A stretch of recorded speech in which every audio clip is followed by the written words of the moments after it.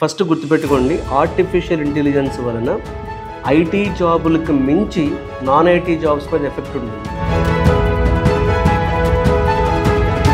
ఏ industry అయినా సరే apps ఉంటాయి, డౌన్స్ ఉంటాయి. ఫస్ట్ ఆఫ్ ఆల్ ఈ ఏఐ వలన ఐటీ పూర్తిగా పోతుంది, ఐటీలో జాబులే పోతాయి, ఐటీ ఎంప్లాయీస్ రోడ్డు మీదకి వచ్చేస్తారు అనేది ఖచ్చితంగా రాంగ్ అండి. ఈ ఏఐ ఎవల్యూషన్ వలన ప్రతి ఇండస్ట్రీ, అగ్రికల్చర్ దగ్గర నుంచి ప్రతి ఇండస్ట్రీ ఎక్కువ టెక్నాలజీతో మోర్ ఇంటిగ్రేషన్స్ పెరగడం వలన ఒక రకంగా ఇండైరెక్ట్గా ఐటీ ఎంప్లాయీస్కి జాబులు పెరిగే అవకాశం కూడా ఉంది.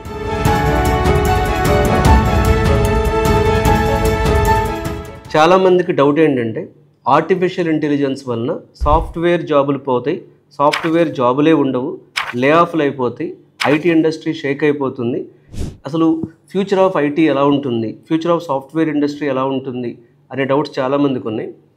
నాకున్న కొన్ని ఎక్స్పీరియన్సెస్, నేను ఐటీలో ఆల్మోస్ట్ 17 years వర్క్ చేశాను నేను. అలాగే ఐటీ ట్రైనింగ్లో కొన్ని 15 years నుంచి ఉన్నాను నేను. సో నాకున్న ఐటీ ఇండస్ట్రీ అనుబంధంతో కొన్ని పాయింట్స్ మీతో షేర్ చేసుకోవాలనుకుంటున్నాను నేను. ఐటీ ఇండస్ట్రీ అనేది 1999, 2001 ఈ టైంలో ఫస్ట్ టైం డౌన్ అయింది.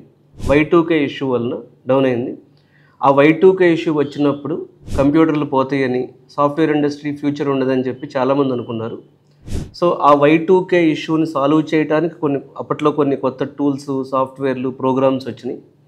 2001 క్రాస్ అయిన తర్వాత ఈ వెబ్ అప్లికేషన్ డెవలప్మెంట్ కానీ, ఈఆర్పీలో వచ్చిన రెవల్యూషన్తో మళ్ళీ ఐటీ చాలా బూమ్ అయింది.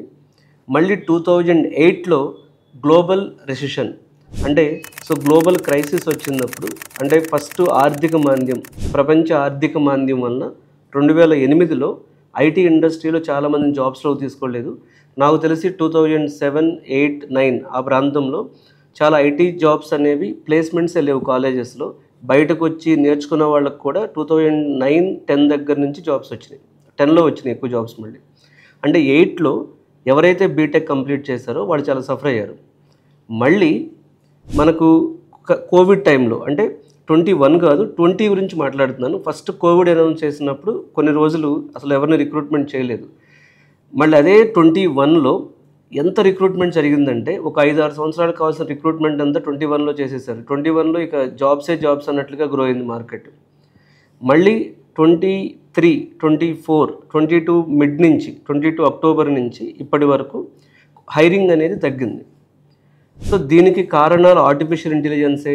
ఫ్యూచర్లో ఆర్టిఫిషియల్ ఇంటెలిజెన్సే కోడ్ రాసేస్తుంది, ఏఐతోనే మొత్తం అయిపోతుంది, ఐటీ జాబులే పోతాయి అని అనుకుంటున్నాం మనం. సో చూడండి, ఇక్కడ గ్రాఫ్ చూడండి. 1999 అంటే 2000 ప్రాంతంలో డౌన్ అయింది. 2001 నుంచి పీక్ తీసుకుంది, మళ్ళీ 2007 వరకు. 8లో డౌన్ అయింది. మళ్ళీ 10 దగ్గర నుంచి 17, 18 వరకు పీక్ వెళ్ళింది మార్కెట్. మళ్ళీ 21 చాలా పీక్ అయింది, 20లో డౌన్ అయింది. మళ్ళీ 23 నుంచి 24, 25 ఈ హైరింగ్ మార్కెట్ అనేది డౌన్ఫాల్లో ఉంది. నేనేం చెప్తున్నానంటే ఏ ఇండస్ట్రీ అయినా సరే అప్ అండ్ డౌన్ అనేది వెరీ కామన్. ఒక ఇండస్ట్రీ పూర్తిగా ఎలిమినేట్ అయిపోవటం అనేది, ఒక ఇండస్ట్రీలో పూర్తిగా పోవడం అనేది ఎప్పుడు జరగదు. ఇప్పుడు మన సివిల్ ఇంజనీరింగ్ తీసుకున్నా, మెకానికల్ ఇంజనీరింగ్ తీసుకున్నా, ఫార్మా ఇండస్ట్రీ తీసుకున్నా, ఏ ఇండస్ట్రీ అయినా సరే అప్స్ ఉంటాయి, డౌన్స్ ఉంటాయి.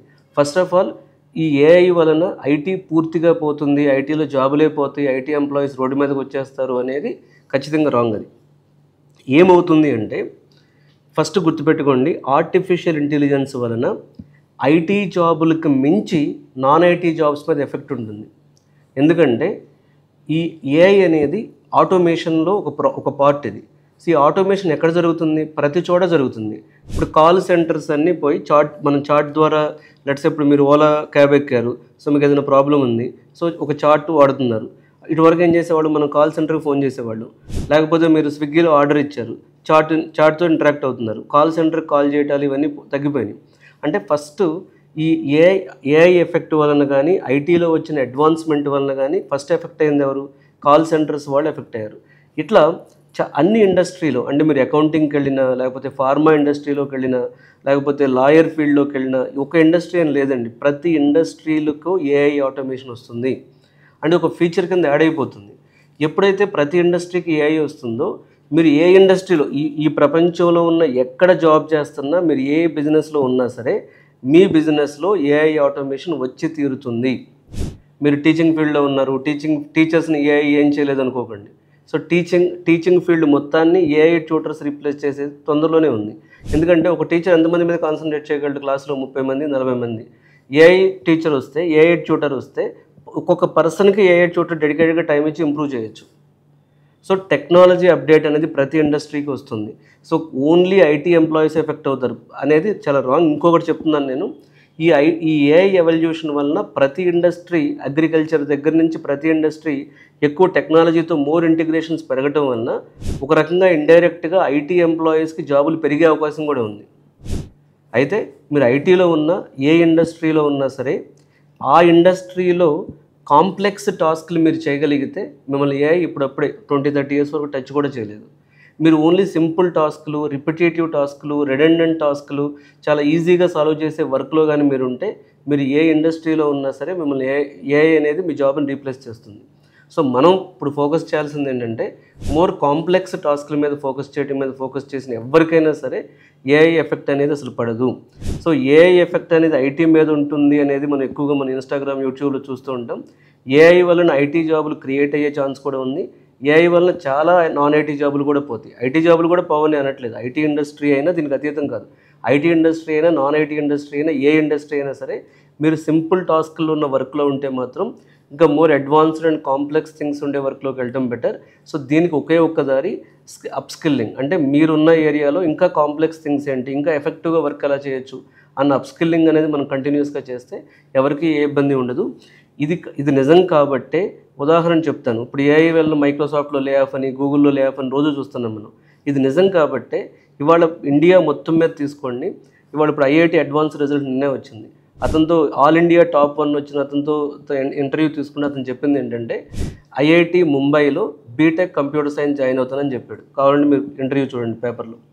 సో ఇవాళ అందరూ మళ్ళీ ఇప్పుడు అగైన్ ఒక పక్కేమో ఐటీ జాబులు పోతున్నాయి, సాఫ్ట్వేర్ ఇండస్ట్రీలో ఏదో అయిపోతుంది అనేది, ఇంకో పక్కేమో ఇండియాలో ఫిల్ అయ్యే సీట్లో 70% మెంబర్స్ ఇవాళ ఇంజనీరింగ్ అంటే జేఈ మెయిన్స్ రాసిన వాళ్ళు కానీ, అడ్వాన్స్డ్ రాసిన వాళ్ళు కానీ, ఎంసెట్ లాంటి ఎంట్రన్స్ టెస్టులు ఇండియా మొత్తం మీద రాసిన స్టేట్ వైడ్ ఎంట్రన్స్ టెస్టులు రాసిన వాళ్ళందరికీ కూడా 70-75% పీపుల్ లైక్ చేస్తుంది కంప్యూటర్ సైన్సే. ఎందుకంటే కంప్యూటర్ సైన్స్లో వచ్చే అడ్వాన్స్మెంట్ అనేది డిఫరెంట్గా ఉంటుంది. మొన్నటి వరకు అప్లికేషన్స్ మాత్రం డెవలప్ చేస్తారు. ఇప్పుడు ఐఓటీతో ఇంటిగ్రేట్ చేయడం, బ్లాక్ చైన్తో ఇంటిగ్రేట్ చేయడం, ఏఐతో ఇంటిగ్రేట్ చేయడం, దీని వలన ప్రపంచంలో మనం చూసే సినారియోస్ అన్ని మారి చాలా రకాల ఆటోమేషన్ అనేది, ఇంకొత్త ఆటోమేషన్ అనేది వస్తుంది ఇది.